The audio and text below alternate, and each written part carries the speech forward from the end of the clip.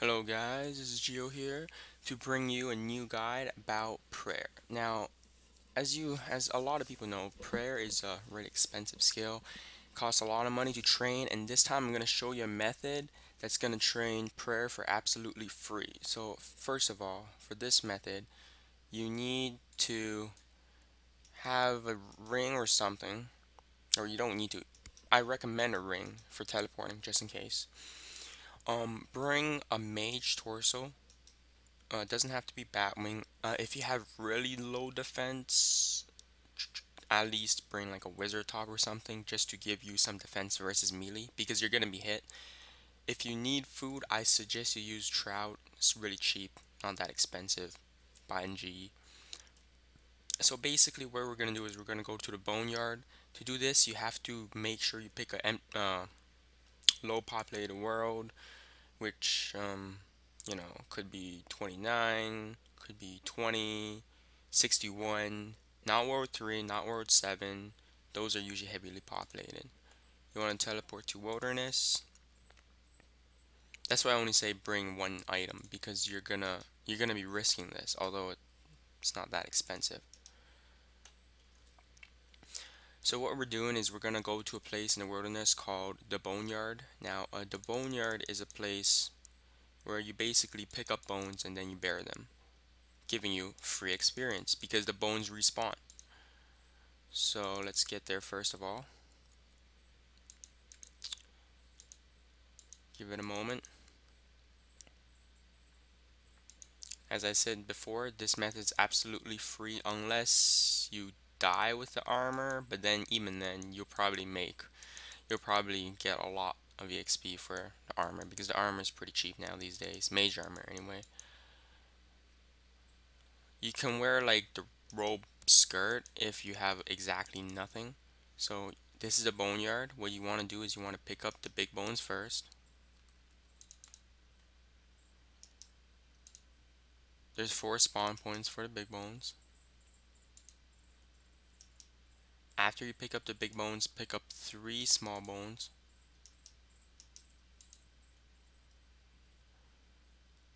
The spawning point starts here and start burying them. Make sure you try to bury the bones before the big bone respawn. Usually you can get 4 in, depending on how lucky you are.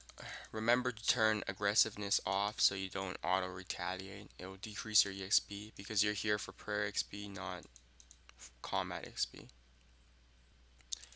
As I said before, take 3 bones. Go back to the spawn point of the first big bone. Bury the bones.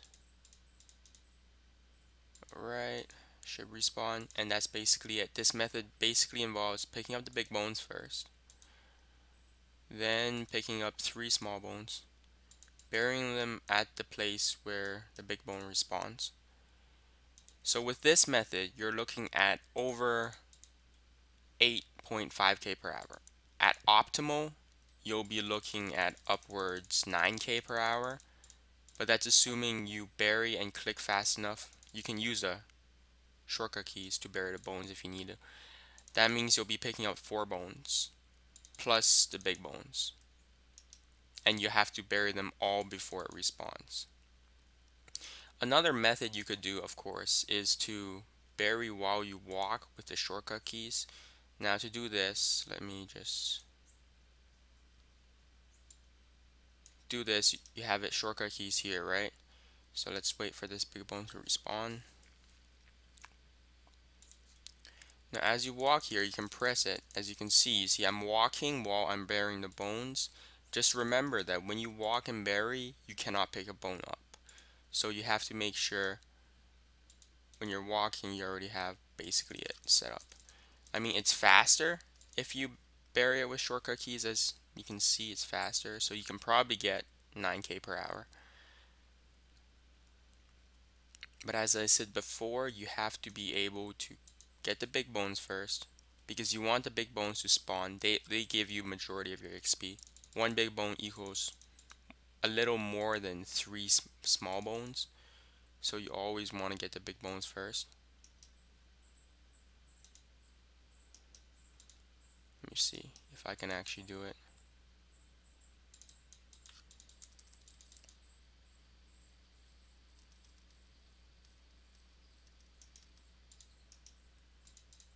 Yeah. Oh yeah, you would need to have two different keys for big bone and small bones, so you can actually do it at the same time. Preferably they're close together, the keys, so you can easily press them. Yeah, it's possible.